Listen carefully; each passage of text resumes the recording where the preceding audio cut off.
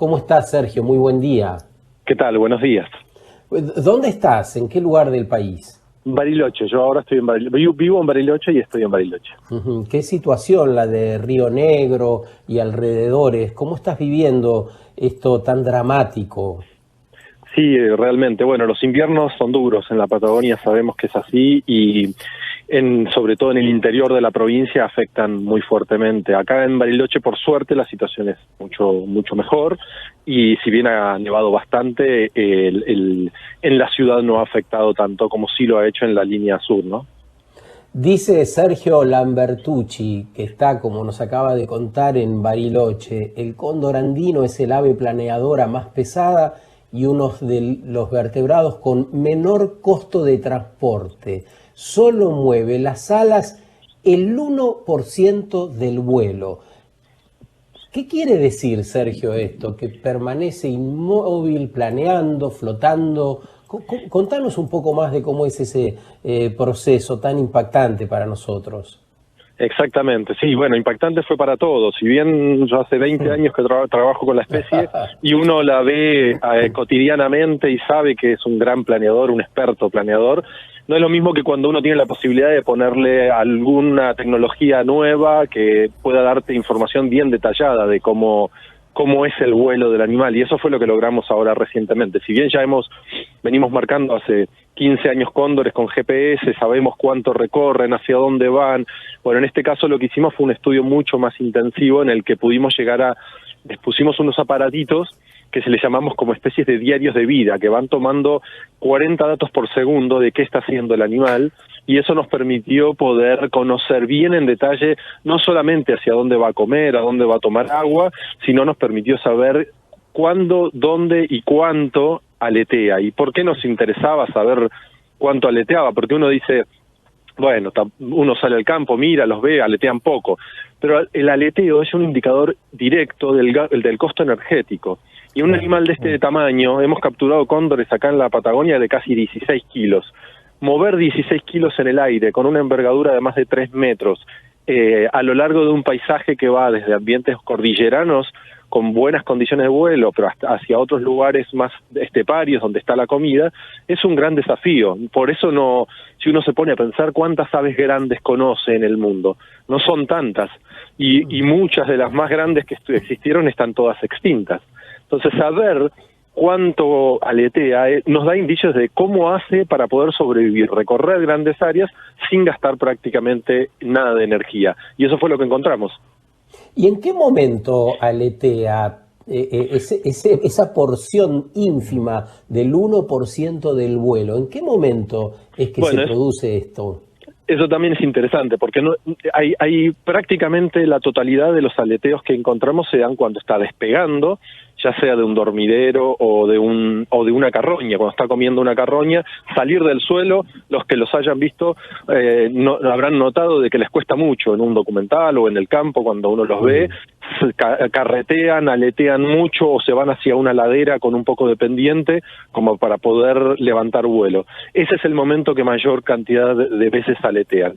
Y prácticamente lo restante, que es casi ínfimo, se da en momentos puntuales donde quizás cometen o por las condiciones ambientales cambiantes o porque ellos cometen un ínfimo error que casi que no lo cometen, cuando salen, por ejemplo, ellos vuelan por corrientes ascendentes. Esas corrientes ascendentes se pueden producir, por un lado, porque viene el viento, pega contra la ladera de una montaña y se levanta. Ese viento que asciende, todos los que hemos caminado por la cumbre de una montaña, nos asomamos y nos vuela los pelos, el viento es ese viento que ellos usan para poder mantenerse en el aire y utilizarlo como una energía que ellos no consumen, una energía física que les permite trasladarse. Y el otro son las térmicas.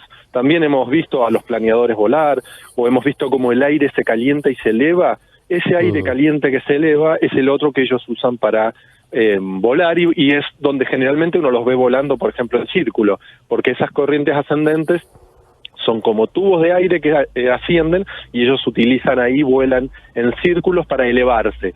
Una vez que se elevan, tienen que decidir en qué momento salir de esa corriente ascendente, de esa térmica, por ejemplo. Y salir muy, muy alto no me conviene porque yo tengo que encontrar una carroña en el medio de la estepa y la tengo que ver. Con lo cual tengo que tomar una decisión de no irme demasiado alto, pero no salir demasiado bajo, porque si no, no llego a la siguiente. Y esas son decisiones que tienen que estar tomando todo el tiempo, a cada minuto y a cada segundo, porque si viene una ráfaga de viento, la corriente de esa ascendente no funciona igual que si no viene.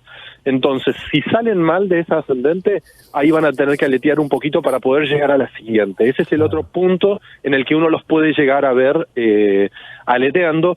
Y nosotros justamente en este trabajo que te comentaba, una de las cosas que decimos es que básicamente no tiene mucho espacio para equivocarse. Es un animal que para poder trasladarse es un experto, pero no se puede equivocar, porque si se equivoca termina en el suelo y eso implica mayor costo de energía.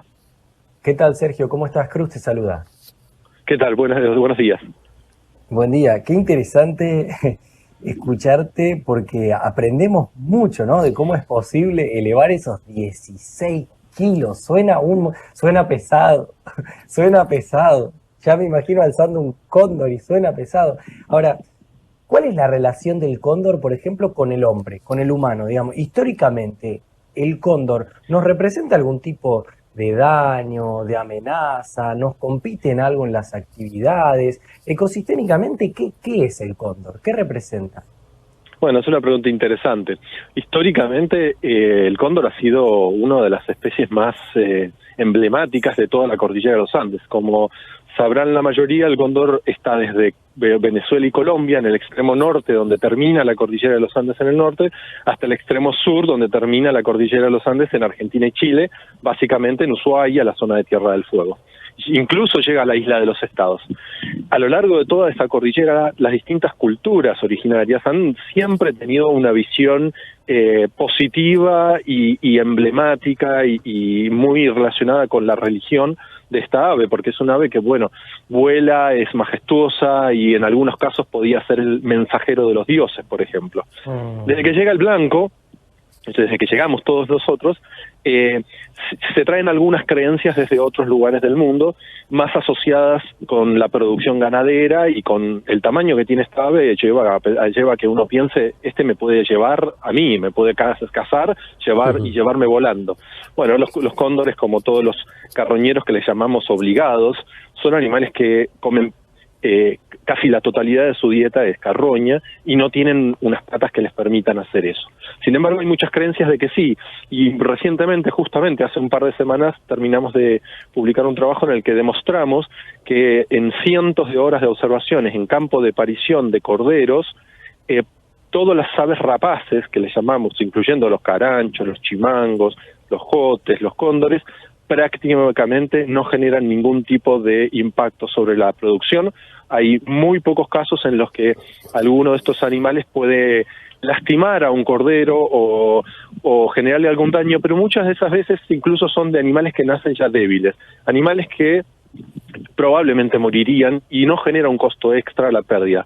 Sin embargo, la no presencia de estos animales nos puede generar un problema gigante, porque imagínense ustedes nuestros campos llenos, algunos de ellos muy cercanos a las ciudades, a los pueblos, llenos de animales muertos, que pueden generar un montón de patógenos, y hoy tenemos el mejor de los ejemplos, ¿no? Estamos todos encerrados con una pandemia, porque justamente un mal manejo de fauna o la destrucción de nuestros ecosistemas ha llevado a que estemos más en contacto con esos patógenos. Imagínense si no están los carroñeros, la cantidad de patógenos que se pueden estar en contacto con nosotros. Entonces es muy importante resaltar eso, porque a veces se ve solamente como un lado de la historia, y si uno no ve la historia completa, uno tiene que evaluar costos y beneficios, ¿no? En el caso de los carroñeros, casi el 100% son beneficios de tenerlos ahí presentes. Sergio, ¿alguna vez estuviste frente a un cóndor? ¿Tuviste un cóndor enfrente tuyo? Sí, he tenido varios. Hemos capturado acá en la Patagonia más de 100 cóndores. Y más de 100 cóndores. ¿Y cuánto medís, Sergio? ¿Cuánto medís? Yo 1,76. 1,76. Y cuando tenías el cóndor enfrente, ¿hasta dónde te llegaba? Para entender el tamaño. Y imagínate hasta el pecho. Hay uno, les cuento la historia, hay uno que básicamente le llamamos su nombre, les ponemos nombre cuando les capturamos y le ponemos algún transmisor para estudiarlos. van llevando sus nombres. Y hay uno que se llama La Bestia. Imagínense sacarlo de la trampa para poder ponerlo en el aparato y volverlo a soltar, me dejó una hernia en la espalda prácticamente. Ese era el que les cuento que pesaba prácticamente 16 kilos y que realmente era muy impresionante, después de haber capturado muchos, agarrar, por ejemplo, un animal de ese tamaño, sostenerle la cabeza, fue muy, muy impresionante. Es una ave realmente muy impactante. Siguiendo el camino que abrió Cruz hace un ratito, referido a los aprendizajes, ¿cuánto, Sergio, para aprender de la naturaleza, ¿no? En el uso eficiente de la energía, nos decías vos, las decisiones inteligentes, decisiones rápidas? Es impresionante el espejo que tenemos delante, ¿no? Totalmente, totalmente, y es muy importante poder empezar a mirar las cosas en el contexto, no el uno a uno, no es miro un problema y entonces tomo decisiones a partir de ese problema, porque puedo generar muchos más problemas por una decisión errónea. El caso típico, volviendo a lo mismo que les contaba recién, es salir a poner venenos en los campos, que es algo que se ha dado en los últimos tiempos mucho, y es totalmente entendible cuando el poblador tiene pérdidas porque le entró una jauría de perros o porque tuvo algún problema con un predador, pero la realidad es que la solución no es salir a matar a mansalva o a poner venenos alocadamente, porque lo que se genera justamente es un impacto peor. Yo les cuento siempre a los pobladores, les digo, mire, si usted realmente pone un veneno y acá lo que mueren son los carroñeros, lo que se le va a llenar su campo es de perros cimarrones, porque va a haber mucha carroña para esos perros. Y ya se vio en otros lugares del mundo, en África ya se comprobó, en Asia, una vez por problemas justamente con la comida, la gran parte de la población de los buitres más abundantes del mundo casi se extinguió, llegó a bajar el 95% de sus poblaciones. Desde que pasó eso, aumentaron las jaurías en la India y aumentó la rabia y aumentaron las ratas. Entonces, uno a veces no se da cuenta que un pequeño cambio que uno puede generarle un boomerang mucho peor. Cuando vos hablás a lo largo de nuestra conversación, pusimos, publicamos, referido a los estudios sobre el cóndor, ¿de quiénes hablás? Bueno, básicamente yo tengo un grupo, yo soy investigador del CONICET y tengo en la Universidad Nacional Comahue y el INIBIOMA, que es un instituto de biodiversidad y medio ambiente, y yo dirijo un grupo ahí que es el grupo de investigadores en biología de la conservación. Son investigadores de CONICET, becarios postdoctorales de CONICET, becarios doctorales que trabajan conmigo acá en la Universidad Nacional de Comahue. Y todos ellos colaboran en estos proyectos. Las cosas que yo les cuento a veces son partes de la tesis de algunos de mis alumnos, a veces son parte de investigaciones mías propias o de interacciones con otros colegas, como el caso de los cóndores y la energía gastada, que básicamente lo que es un estudio en colaboración con investigadores ingleses. Créenos, Sergio Lambertucci, que has hecho todo lo posible esta mañana para que nosotros, en el lugar donde te estemos escuchando, hayamos podido salir a planear un rato. Un gran abrazo y que tengas un buen día. Me alegra mucho. Igualmente para ustedes. Hasta luego.